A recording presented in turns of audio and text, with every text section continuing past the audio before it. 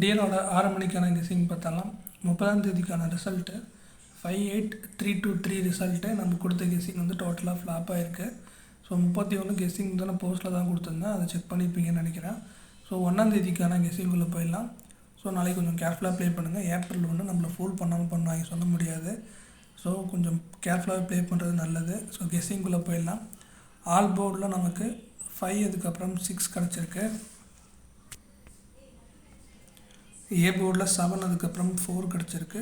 B போர்டில் 0 அதுக்கப்புறம் 4 கிடச்சிருக்கு. சி போர்டில் 0 அதுக்கப்புறம் 7 கிடச்சிருக்கு. ஏபிபிசிஎஸ்சியில் 4774 5665 கிடச்சிருக்கு.